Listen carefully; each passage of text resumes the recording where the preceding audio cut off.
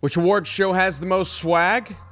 It's SAG, because it rhymes. What's up, fake fans? I'm sorry for that. Today we're talking the Screen Actors Guild nominations. This is a big deal when it comes to trying to decide the acting portion of the Oscars, and we get some fun categories like Stunt Ensemble, which is a personal favorite of mine. It should be an Oscar category. Why is it not? I don't know. As always, we're going to focus on movies because that's what I'm voting for and predicting, but we'll talk the TV stuff as well. And if you're here, leave your comments down below. What does it look like? I don't know yet. Also, if you want to support this video, dropping that like will help. It looks like they've already released the stunt category, so let's go ahead and take a look at that. For television, our series include Ahsoka, Barry, Beef, The Last of Us, and The Mandalorian. To me, that's actually a pretty good group of nominees. Shows that I would also consider there, Loki and Gen V. I feel as if they should have been somewhere in here. What shows would I take off? Maybe one of the Star Wars series, but the choreography, especially in those lightsaber battles in Ahsoka, they're pretty good. So overall, I don't hate this at all. I love seeing The Last of Us in there.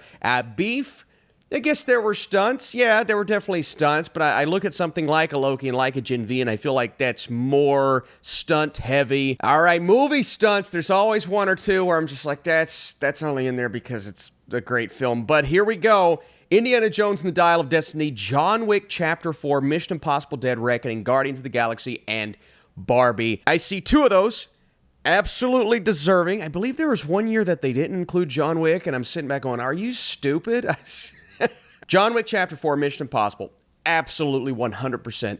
I feel as if Extraction 2 should have been on here somewhere. The stunt work, the choreography, all of that, that is deserving. I think it's more deserving than something like a Barbie. Look, Barbie is a good movie. A lot of people are talking about it.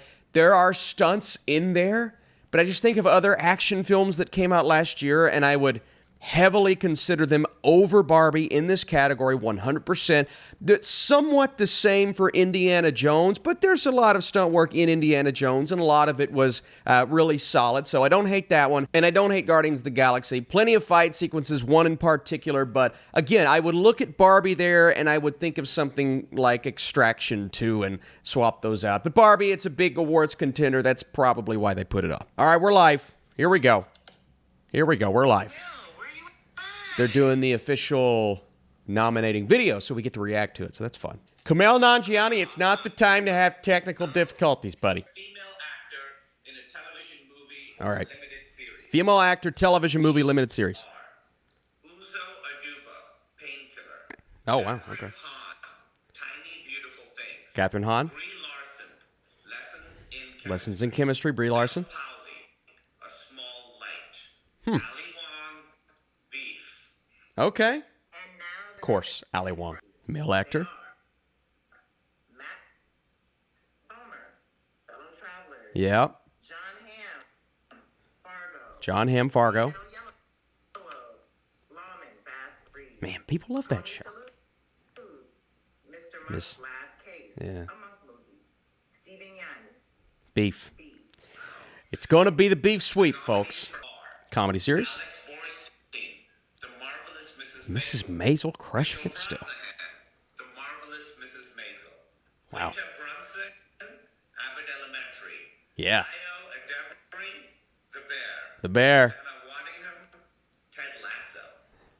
Man, the Bear. For outstanding Brett Goldstein, Ted Lasso. Ted Lasso. Bill Hader, Barry. It's hard. Evan Moss, I want Bill Hader to win these awards, but Ted Lasso. you know it's going to be Jeremy Allen. Jeremy Allen White for the Bear. He's going to win. Performance by an ensemble in a comedy series. The nominees are Abbott Elementary, Barry, The Bear, Only Murders in the Only Building, Murder's got it. Ted Lasso. That's a good group. That's a good group, and I've seen most of those shows. Brian Cox. Succession category. Here we go. The Morning Show. Oh, Billy Crudup. Culkin. Succession. Culkin. Matthew McFadden. Succession. And Pedro Pascal. The Last of Us. Great group. Jennifer Aniston, The Morning Show. Oh, wow. Elizabeth Debicki, The Crown. Crown. Bella Ramsey, The Last Love seeing Bella Ramsey. Terry Russell, The Diplomat. The Diplomat's a good Sarah show. Snook, Succession. Succession. Similar to The Golden Globes. Succession, The Last of Us, The Crown. The Gilded Age. The Gilded Age. The Morning Show. A little surprising there. Okay. Okay, so that's all the television nominees. There's the movie stuff. Here we go. Performance by a female actor in a supporting role. Female supporting. Here we go. These are Divine Joy Randolph. Duh. Blunt, Emily Blunt. Oppenheimer, Yep. Danielle Brooks, Danielle The Brooks. Color Purple, Penelope Cruz, Ferrari, Whoa! Jodie Foster, Naiad, Divine Joy Randolph, The Holder, Penelope Cruz Ferrari? What? Sterling K. Brown. American Sterling K. Brown? Foe. Poor Thing. Willem Dafoe? Nero. Killers of the Flower Moon. Whoa. Robert Downey Jr. Downey Oppenheimer. and Garcia. Or Gosling. No Charles Melton? feel pretty good. No Dominic Sessa. Amazing. No. You're too. No. What's happening? Okay, the nominees for What's happening? are This is insane. Benning, Naiad, Oh my, Naiad. Killers of the Lily Gladstone. We got Naiad in there. So. Mulligan, Maestro, No Greta Lee. Robbie, No Greta Lee. Emma Emma Stone. Dang it, man. Annette Bening over Greta Lee. Daggone it. Category. I can't. What is happening? No Dominic Sessa. Like, Nominees are Bradley Cooper. Maestro. this one's got to be normal. Bingo. Coleman Domingo. Paul Giamatti. Paul Giamatti. Holdovers. Yeah. Cillian Murphy. Oppenheimer. Jeffrey Wright. Wright. American. Domingo over DiCaprio. Ooh, and finally, Man. the nominees for cast in a Barbie, Oppenheimer, Killers. American Fiction, American Fiction. Barbie, Wow. The Color Purple, The Color Purple. Killers of the Flower Moon, And Oppenheimer. Oppenheimer. Issa, in 3 seconds, you were nominated twice. Wow. Congratulations to my peers. This is phenomenal. Wow. Off the bat, real quickly, let's start with television. We expected a lot of Succession, a lot of The Bear, a lot of Beef. All of those shows are going to win, but overall, I like the shows being nominated in some of those bigger categories. That's fun. Where is Charles Melton? Where are they? Or Mark Ruffalo. I can't believe they went Willem Dafoe over Mark Ruffalo. Ruffalo has been the darling throughout this entire award season, and even Dafoe has missed in some of those categories. But SAG Awards said, "No, Austin, we're gonna make you look dumb, and we're gonna put Dafoe over Ruffalo." What am I saying? They went with the veteran. I mean, they went with the guy who is seasoned and just got the star on the Hollywood Walk of Fame and is one of my personal favorite actors. I get it. I completely understand it. But I think Ruffalo may have been my favorite performance, other than Emma Stone, obviously, in that film. So I'm a little baffled they went in that direction. But let's look at the other two, man. Dominic Sessa, I was hoping this is where he could kind of start his big run. And let's say he gets in here and then somewhere else, maybe, just maybe, Sessa's got a chance. I don't think he has much of a chance now. I think Divine Joy Randolph is going to be the big winner from that film. The SAG nomination, you would never have convinced me that would have happened. That was not on my bingo card for this morning. I have no clue, frankly. I have no clue why he missed this, because he's one of the big three, and he has been throughout this entire award season thus far. You've got Gosling, who I said Garcia first. I don't know what I was thinking. I was devastated. And then Robert Downey Jr. And it was looking like Robert Downey Jr. right now. It's kind of like the head of the pack ahead of everybody. But I said a couple of weeks ago that Melton has a chance to kind of become one of the big two, maybe, even over Gosling. But now he's not even on SAG. So does he get the Oscar nomination? The surprise is here. Obviously, Dafoe over Ruffalo. That's a surprise. Robert De Niro getting in. And not that he had a bad performance. He has been like right on the fringe of being in my top 5, but I thought maybe Sessa would get that nod over him. And then Sterling K. Brown. We have to start taking American Fiction more seriously than we are, because it did very well today at this ceremony specifically. And Sterling K. Brown, which I believe gives an amazing performance, not quite in my top 5, but being on this list, that's somebody we have to start talking about a bit more than we are. Maybe take him up from number 8 or number 7 to number 6 or number 5. I'm not going to put him in my 5 right now, but this is a big step for him. So this is officially like a 6, 7, 8. It's an 8-horse race because Mark Ruffalo missing is massive. That's the most massive, but the ones that I'm clearly like more upset about, Dominic Sessa, which had the least chance of all of them, but hey, I'm a holdovers guy, and then Charles Melton, and I am sad. I just realized that Past Lives didn't get anything today.